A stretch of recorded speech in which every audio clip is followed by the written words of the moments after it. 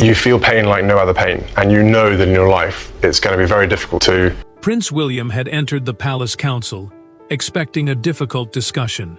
He did not expect his mother's brother to stand, place a sealed file before Camilla, and name a private crown agreement that William had never been told existed. Within moments, the future king's composure cracked. Charles Spencer did not soften his accusation. Camilla did not immediately deny it, and the silence that followed became more devastating than any shouted confession. Before we go deeper into what this really means for the royal family, make sure you subscribe to Royal Zone so you don't miss a single update. The closed door changed everything. William sat opposite King Charles as a restricted palace council session began. The gathering mattered because William believed transition planning should prepare him for the crown, not build private influence around him. Household authority meant control over senior staff and access, while succession planning concerned how royal duties would pass to the next sovereign. Spencer rose. He pushed the sealed file toward the Queen Consort and said she had signed a secret crown continuity pact. The pact, a private agreement meant to guide a change of monarch, granted her advisory access to succession planning, senior palace appointments, and transition briefings during the first year of William's future reign, without his approval. William stared at the document. He asked his uncle to repeat the final clause. Spencer did. The future king lowered his head as one brutal thought settled over him. Another arrangement had been built without him. Camilla remained seated, but her grip tightened around the chair. She looked toward Charles. The king watched her face and said nothing.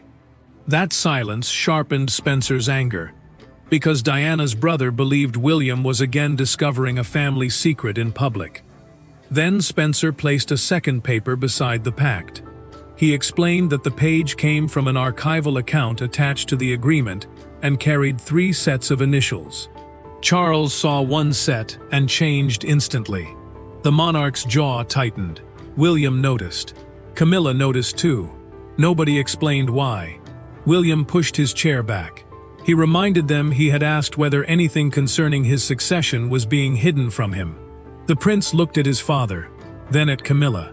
He wanted a clear answer. None came. His composure broke. Spencer stopped him before he reached the door. His uncle said the pact had not begun with Camilla's signature. A private gathering months earlier had started everything, and one person in that room already knew the truth. William thought he had just discovered Camilla's secret, but the faces around that table revealed something far worse. The pact had a history, and every person in the room carried a different reason to fear it. The argument was never only about a document. For William, it touched the deepest wound of his adult life, the fear that decisions were still being made around him rather than with him. For Camilla, the pact represented survival inside a family that had never fully forgotten its past. For Charles, it threatened the fragile peace he had spent years protecting. And for Diana's brother, silence had already cost too much once before. William left the council room without looking back. The future king had spent years preparing for duty, learning how succession would eventually transfer the crown and its responsibilities to him. Yet he still feared that old palace alliances might survive around his reign. That fear mattered because hidden loyalties could shape who briefed him, who advised him, and who remained close when he finally held full authority. In a quiet corridor, he pressed both hands against a table and told Charles Spencer, "I needed truth, not protection through secrecy." Spencer quietly absorbed the words in silence. Diana's brother had entered the dispute as family, not as a constitutional figure with formal royal power. He remembered how hidden conversations had once isolated his sister, and he had convinced himself that exposing the pact would protect her son. Yet William's anger told him something harsher. The confrontation had reopened the very wound he wanted to shield. The prince asked why his uncle had waited until the council meeting. Spencer admitted he wanted witnesses, because he feared the file might otherwise disappear into private handling. Camilla remained alone until Charles entered. She asked whether he truly believed she had plotted against William. The king hesitated. That single pause cut deeper than any accusation. The queen consort then explained that the pact had been presented to her as an emergency continuity framework, a plan designed to stop household operations from collapsing during a future change of monarch. She insisted she had never asked for authority over the prince. William listened when Spencer later described one clause from the documented copy. The wording required Camilla to be consulted before certain senior advisors could be removed, giving her influence over people the future king might wish to dismiss. That was far more than continuity. It reached directly into his control. The prince looked directly at his uncle and asked, "Who first put this pact on the table?" Spencer answered with a date, a Windsor location, and the name of a private continuity ceremony nobody expected to hear. The pact had wounded 4 people, for 4 different reasons. But its true danger could only be understood by going back to the evening when one quiet royal ceremony became the point of no return. Months before the council confrontation, there had been no shouting, no public scandal, and no dramatic announcement. There was only a Windsor gathering, a shortened guest list, and one conversation held after the ceremonial doors had closed. William left that evening believing the matter concerned transition planning. Camilla remained behind. By midnight, a draft framework existed. That evening would later become the exact moment everyone wished they had questioned sooner. William trusted the evening because nothing felt dangerous. Charles sat nearby. Camilla remained composed, and household custodians reviewed emergency royal protocols. Those custodians were officials responsible for protecting royal duties during sudden change. The continuity ceremony mattered because it examined how staff access and ceremonial responsibilities would survive a future transition. The prince believed he was being prepared, not bypassed. William left before the administrative session. He had been told the remaining discussion concerned staff retention and ceremonial scheduling, while Camilla stayed because her household responsibilities overlapped with those decisions. The future king accepted that explanation. The queen consort did not call him back. Charles did not stop him. That silence mattered later. Then 10:40 arrived. Camilla sat inside Windsor's oak anteroom when a senior transition custodian warned her that William could remove an entire layer of experienced advisors after becoming king. The warning was preserved in a documented meeting account attached to the draft. She answered, "Then continuity must be written down before emotion decides everything." The words changed the room. Within minutes, discussion moved from preparation to written protection, and the structure of the Crown Continuity Pact began. Charles entered later and found Camilla reading the early draft. She told the king she feared becoming a symbol to be erased, rather than a person allowed to withdraw with dignity. He took her hand. The monarch heard the fear in her voice. Yet he never told William what had begun. Weeks later, William asked his father directly whether transition agreements were being prepared without him. Charles replied that nothing was being designed to reduce his future authority. The answer was technically true. It also avoided the unfinished pact. Spencer later traced the first draft through a personal archival review. Diana's brother found that one custodian had placed a copy inside a private family file after fearing the wording crossed from continuity into influence. The documented account gave him the sentence, the time, and the room. Camilla had started the pact. Charles had known enough to question it. William had been kept completely outside. The crisis was no longer about whether the pact existed. It was about what Camilla meant when she asked for continuity, and whether William would believe her when she finally answered him face to face. When the council reconvened, Charles Spencer did not sit down. William returned pale but controlled, while Camilla waited with the document closed before her. Then Diana's brother moved his chair aside, turned directly toward the Queen, and delivered the sentence that shattered every remaining layer of royal restraint. "Do not explain this to the council. Look at him and answer. For the first time, the pact became painfully personal. Spencer refused to let formal procedure take control again. Palace aides were ready to summarize the agreement, but he insisted the confrontation remain between the people whose trust had been damaged. The council, a private meeting where senior royal matters were discussed, suddenly felt completely useless because technical wording could not explain why William had been excluded. The prince crossed the room and sat opposite Camilla instead of beside Charles. The king noticed immediately. His son had created distance from both of them. Spencer pushed the sealed file toward Camilla. He asked whether she believed William was too emotionally compromised to control his own future household. The queen consort looked directly at the future king. "No," she said. "I believed you might remove everyone connected to a life you wanted to leave behind." William's expression changed. His voice broke as he asked one question. "Everyone? Did you mean yourself?" Camilla did not hide behind the pact. She admitted her fear had been personal. The queen believed William might one day erase her remaining royal role before she could step away with dignity. The prince listened, but the confession only deepened his pain. He had spent years proving he could separate private emotion from duty, yet she had built protection around the fear that he could not. Spencer unfolded a handwritten note preserved in the documented Windsor account. Diana's brother read Camilla's words about continuity, being written down before emotion decides everything. William immediately understood who that word had described: his future judgment, his grief, his past. Camilla admitted the wording had been wrong, but she refused to apologize for fearing exclusion. Then she disclosed through her own recorded account of the Windsor discussion that Charles had seen the early draft. The king had not destroyed it. He had asked for one clause to be softened. William slowly turned toward his father. Charles did not look away. The pact was no longer Camilla's secret alone. Spencer had forced Camilla to confess her fear.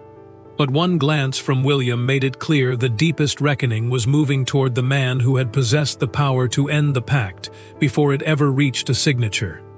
Kings are often judged by the orders they give. Charles was now being judged by the order he never gave. The Crown Continuity Pact could not alter succession, remove William's future sovereignty, or legally bind a reigning king against his will. But it could shape the people surrounding a transition, and Charles had known enough to stop it. Instead, he had tried to soften the language. In doing so, he protected peace for one night, and created a far greater betrayal. Charles knew the council now understood the pact's limits. It could not command William once he became king, but it created a consultation mechanism, a formal process requiring certain people to be heard before decisions were made. Camilla could receive transition briefings and be consulted before named senior advisors were retained or removed. That mattered because the people surrounding a new sovereign could shape information, access, and trust during the first fragile months of a reign. The king removed his glasses and folded them carefully. He admitted he had seen enough of the draft to stop it. Charles said he feared telling William because every discussion involving Camilla and future authority became personal too quickly. The monarch had convinced himself that softening the pact would prevent another family rupture. He had chosen quiet compromise over a painful confrontation. William barely raised his voice. The prince told his father he had not prevented the rupture. He had delayed it until the betrayal became much larger. The calmness in his words frightened Charles more than anger ever could. The king looked at his son and realized William was no longer asking why the pact existed. He was judging why his father had allowed it to survive. Then Charles disclosed the detail preserved in his own documented review notes. He had personally demanded the removal of a clause guaranteeing Camilla a permanent place at private sovereign briefings, the confidential meetings where a monarch receives sensitive advice. Yet he had allowed the one-year advisory provision to remain. Camilla turned toward him. The queen consort had believed her husband defended the pact. Now she learned he had quietly weakened the protections she thought he supported. Charles tried to explain that he was preparing the agreement for possible rejection. She understood something colder. Even he had doubted it. William asked for the signed version. Spencer placed it before him. The future king did not tear it apart. He simply lifted the file and requested 1 hour alone. Camilla watched him leave and feared the silence more than fury. Charles had finally admitted where his power ended, and his fear began. But William was now holding the pact himself, and the next move would reveal whether heartbreak had hardened into judgment. William did not shout when he returned. That was what unsettled everyone. He carried the pact beneath one arm, entered the council chamber, and placed it in the center of the table with almost painful care. Camilla searched his expression for anger. Charles searched for forgiveness. Spencer searched for signs that his intervention had caused more damage than he intended. Then the prince announced 3 immediate decisions, and the old balance inside the royal family began to collapse. William spoke first about his future reign. He said no private framework concerning the crown he might one day inherit would be recognized without his direct participation. Transition documents, meaning plans designed to guide duties and staff during a change of monarch, would now be reviewed with him present whenever they contained advisory powers. The rule mattered because hidden influence could shape his first decisions before he had even taken them. It also mattered because trust, once broken around succession, could poison every advisor standing beside him. The prince then ordered the Crown Continuity Pact suspended from all internal planning. He did not destroy it. William wanted every clause traced and every person involved in the drafting identified before judgment became final. Camilla heard that her transition access was suspended and slowly reached into her handbag. The queen consort removed a small council access card, placed it beside the pact, and said, "I will not force you to remove me twice." Her hand trembled as she pulled it away. Charles reached toward the card, but stopped. The king looked at Camilla with immediate regret, yet she refused to meet his eyes. She felt exposed by her husband, who had weakened the pact in secret, and by William, who now controlled whether any part of it survived. The monarch wanted to speak. He could find no words strong enough. William's third decision turned toward Charles Spencer. The future king ordered Diana's brother to surrender his private copy and provide a full documented account of how he had obtained it. Spencer stared at him. The prince made his position completely clear. One act of secrecy would not be excused simply because it exposed another. Spencer agreed. Then he disclosed one final detail from the archival chain. A note written after the Windsor meeting recorded that Camilla herself had questioned the pact's most aggressive clause. William went completely still. The prince looked at her differently. He asked Camilla to meet him alone that evening. No Charles, no Spencer, no council. The pact had already cost Camilla her access and Charles his son's trust. But William's private invitation created one final possibility. The truth might sound very different when spoken without an audience. There were no advisors in the room, no sealed files, no king seated between them. William arrived first and remained standing until Camilla entered alone. For several seconds, neither spoke. Then the prince asked a question far simpler than anything raised before the council. "Were you afraid of me?" Camilla's answer carried no constitutional language, no defense, and no polished royal restraint. "Yes," she said. And suddenly the entire conflict changed shape. William chose a small Windsor sitting room because he wanted no Charles, no Spencer, and no courtiers between them. Courtiers were palace officials who normally helped manage royal business and communication. But tonight, their absence mattered deeply. The prince wanted one honest conversation. He told Camilla the pact had wounded him because it confirmed an old fear. People studied his grief and emotional history before trusting his judgment. That fear mattered because a future king could not lead confidently while wondering whether private protections were being built around assumptions about his pain. Camilla listened before answering. She admitted she believed William might one day look at every advisor connected to Charles's marriage and see only reminders of Diana. The queen consort feared becoming a symbol of old suffering before she had the chance to withdraw with dignity.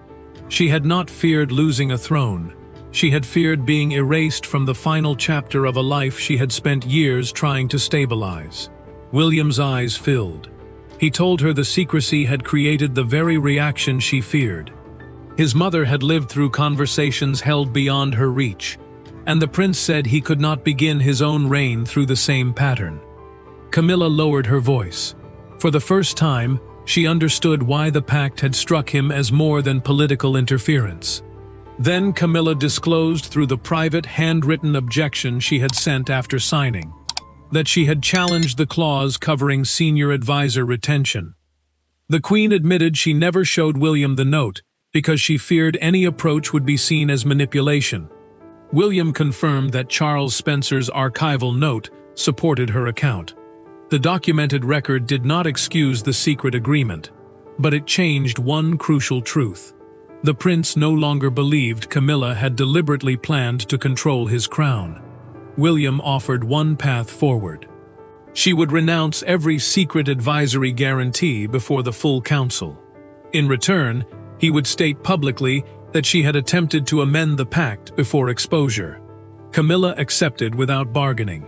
For the first time, William and Camilla left a room, understanding the same truth. But understanding could not erase what had happened, and the monarchy now had to confront the story beyond the palace walls. By morning, the palace's private crisis had escaped into public view. The details were incomplete, but the emotional image was completely irresistible. Diana's brother challenging Camilla before a council, while William broke beneath the weight of a hidden agreement concerning his future reign. Britain did not receive the full pact. It received something far more powerful. A story about secrecy, inheritance, and an old family wound returning at the exact moment the monarchy was trying to look forward. Charles understood the danger before the first palace statement was even released. Officials confirmed that an internal transition framework had been suspended and placed under review, meaning a private plan concerning the transfer of royal duties was no longer being used while its terms were examined. They refused to publish family documents or disclose the council discussion. That silence mattered because the public could see William's pain, but not the full reasons behind it. Worse for the king, attention quickly moved from Camilla's signature to his own knowledge of the draft. William watched the first morning coverage alone. The prince remained completely still until one commentator compared his breakdown to Diana's isolation within royal life. He switched off the television and told an aide his mother's pain would not become entertainment inside his own crisis. The comparison cut deeply, because William had spent years trying to honor her without allowing grief to govern every decision. Camilla stayed behind closed doors as Charles asked whether she wanted a stronger palace defense. The queen consort refused.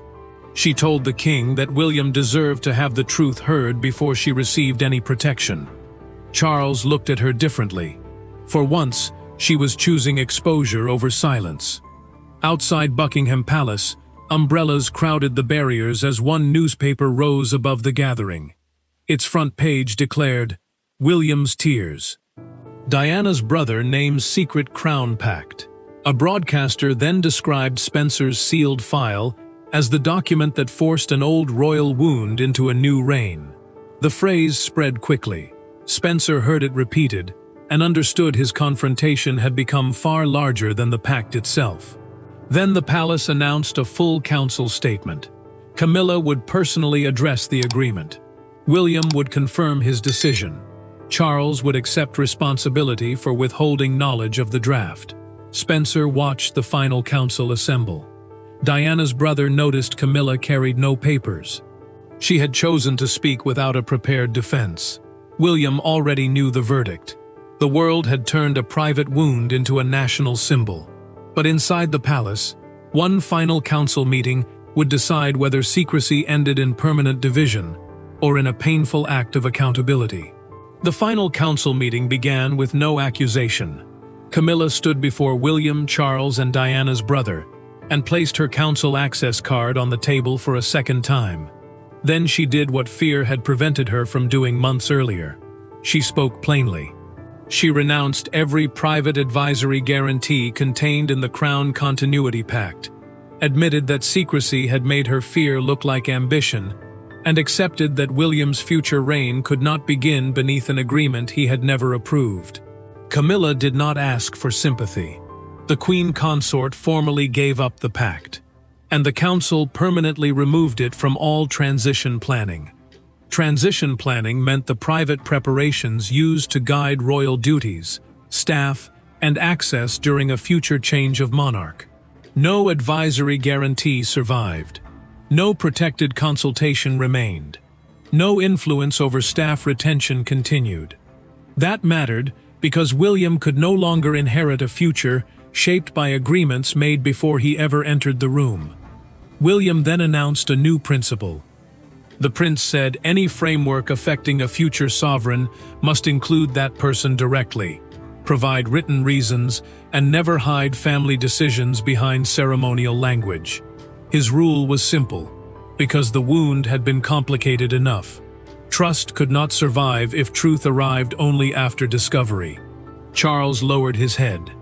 The king admitted he had tried to protect Camilla while avoiding conflict with his son, but his silence had betrayed them both. He told William that withholding the draft had been his decision. The monarch accepted responsibility without asking for forgiveness. Spencer stepped forward next. Diana's brother handed over his private copy and apologized for exposing the pact in a way that caused William public pain. The future king listened, then embraced his uncle briefly. Truth had been necessary. The method had still wounded him. William finally turned toward Camilla. He said her fear did not excuse the pact, but her handwritten objection proved she had not been planning to seize his crown. The queen had made a different mistake. She had searched for protection through secrecy instead of trust. Then William picked up her surrendered access card. The prince placed it inside the closed pact file, shut the cover, and handed everything to the council secretary for permanent withdrawal. No humiliation, no revenge, just an ending. The breakdown had changed him. Camilla lost her secret guarantees. Charles accepted the cost of silence. Spencer exposed the truth and stepped back. William emerged wounded but clearer, determined to honor Diana not through vengeance, but by ending the family habit of hiding decisions until discovery forced confession. The secret pact was finished. The council had spoken, and William walked away with no hidden agreement governing his future. Only the painful certainty that his reign would begin where the old silence finally ended. Thanks for watching Royal Zone. Please don't forget to like and subscribe to Royal Zone so you never miss an update, and we will see you in the next one.